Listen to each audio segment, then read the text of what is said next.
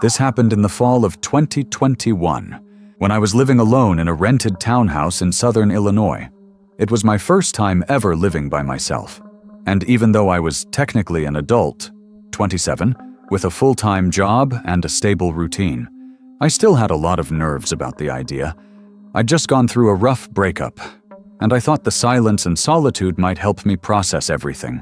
The townhouse was part of a small row of identical units, kind of plain, but clean and quiet, tucked away in a sleepy cul-de-sac, just off a rural highway. The neighborhood had that sterile, suburban vibe, lots of beige vinyl siding, trimmed hedges, wind chimes, and mailboxes with family names stenciled on them. Mostly older folk, but a few young families. I didn't know any of my neighbors well, but I liked it that way. I kept to myself, but almost right away, I noticed one person who stood out from the rest. He lived 3 doors down, a tall, heavy-set man, probably in his mid-40s, with a scruffy beard and a weird habit of standing outside his house at night, sometimes pacing or smoking, sometimes doing nothing at all, just staring. I'd pull into my driveway after work around 9 or 10 p.m., and there he'd be, leaning against his porch rail, or just standing at the edge of his driveway, facing the street. He never waved, never smiled. He just stared, even if I looked directly at him. I tried to ignore it. A couple of times I mentioned it to friends, or my mom, and they said maybe he was just a night owl or had insomnia. But there was something unsettling about him, like he was always watching, but never participating. It wasn't just that he was there. It was stillness. He didn't fidget, didn't check his phone, didn't shift his weight. He just stood there, like a statue. I told myself not to be paranoid, but the more time passed, the more that gnawing feeling in my gut grew. Then, the noises started. It was around mid-September when I first heard it. I had just gotten home from work after a long shift. I worked late hours managing inventory at a distribution center. Usually got in around 10:30 p.m., exhausted, grabbed a bite to eat, and crashed. That night, I fell asleep around midnight. At exactly 2:37 a.m., I woke up to a sound I can only describe as metal scraping against wood. At first, I thought I had dreamed it, but then I heard it again. A long, slow, creaking noise, like an old gate opening. My bedroom was on the first floor at the back of the unit, and I had a sliding glass door with vertical blinds that led to a small, fenced-in backyard. I sat up in bed, heart racing, and listened. There was a pause. Then I heard footsteps, soft, crunching sounds, like someone walking slowly across gravel. My entire backyard was lined with decorative rock instead of grass, so you could hear every footstep clearly. These weren't animal sounds. I grabbed my phone and crept out of bed. I didn't have a weapon, just a dull kitchen knife I kept in my nightstand, just in case, which, at the time, felt kind of ridiculous. I crouched by the edge of the window and peeked through the blinds. I couldn't see anything. The motion light wasn't on, which meant either they were out of range or had come in a different way. I dialed 911. The dispatcher was calm, asked for my address, and told me officers were en route. I stayed crouched in the dark, barely breathing. About 10 minutes later, red and blue lights flickered through my front window. I got up, opened the door, and met the 2 officers outside. I explained everything, what I heard, what time it started. One of them walked around the back, while the other stayed with me and asked a few questions. The officer in the yard came back and said the gate was closed, and there were no signs of tampering, but he'd write up a report, just in case. They didn't see anyone. No footprints, no damage. Basically, no crime. One of them actually said, "Probably just a raccoon," and gave me a look that clearly said, "You're wasting our time." I didn't argue. They left after about 10 minutes. I didn't sleep the rest of that night. The next morning, I went outside to check the backyard myself. That's when I noticed something strange. There was a flat stone, about the size of a paperback book, wedged under the bottom edge of the wooden fence gate. I hadn't noticed it before.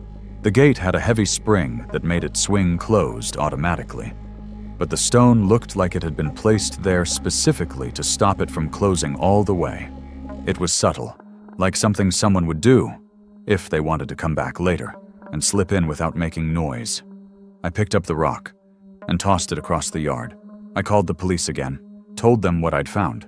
They said they'd note it in the report, but again, there wasn't much they could do. I asked if they could talk to any of the neighbors or check for cameras. They said no. Unless a crime was committed, they couldn't investigate. I felt like I was losing my mind. 2 nights later, it escalated.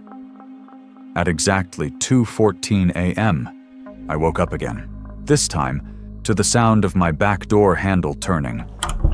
The handle rattled gently at first, like someone testing it, then a harder jiggle, like someone trying to open it. I sat up in bed, heart hammering. I couldn't see anything through the blinds, but I could feel someone standing on the other side. My mouth went dry. I picked up my phone with shaking hands and called the police again.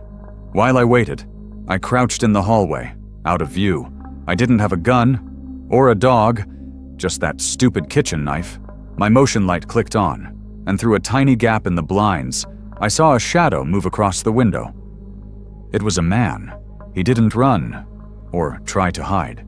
He just stood there. The same 2 officers showed up again. This time they actually found footprints in the gravel, big ones, heading right up to the door. But again, since no entry had been made, there wasn't enough to go on.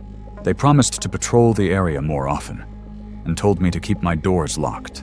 The next day, I installed cameras, one above the back door, another above the front porch. That night, I didn't go to bed. I sat in the living room, lights off, watching the live feed on my phone. 2:14 a.m. came and went. Nothing. Then, at 2:23, the back camera triggered. A man stepped into frame. He walked in through the gate, like he knew exactly how to move to avoid the motion sensor until the last second. He was tall, broad, wearing a black hoodie with the hood up, jeans, gloves. He walked up to the door, looked up directly at the camera, and smiled. A slow, stretched-out grin. Then he backed up, still staring, and disappeared into the dark. I called the police again. They came back, watched the clip, and admitted, yes, it was unsettling. But since he didn't break in, didn't damage property, and didn't appear armed, there was nothing they could do. They wouldn't even ask the guy down the street to check his doorbell cam. I begged them. They said their hands were tied. That night, I packed a bag and slept at a hotel. When I came back the next day, I found 4 muddy handprints on the glass door. 2 high up and 2 low, like someone had crouched down and just rested their hands there for a while, staring in. I moved out a week later, broke my lease, forfeited my deposit. I didn't care. I couldn't stay there another night. The final straw was the note I found wedged in my mailbox the day I left. It was handwritten in small, cramped letters on lined notebook paper. It said, "The cops leave, but I don't." I filed one last report. The officer I spoke to at that time looked genuinely disturbed by the note. He promised they'd do a wellness check on the neighborhood. But it was too late. I never went back. About a month later, I got a message on Facebook. It was from a girl named Kayla. She said she was the new tenant who had moved into the unit after me. Her message said, "Hi, sorry to bother you. I think you used to live here. Did you ever have someone in a black hoodie hanging around the backyard? I keep hearing footsteps at night. And last night, someone knocked on the glass door around 2 a.m. and just stood there." I didn't reply. I didn't want to know what happened next.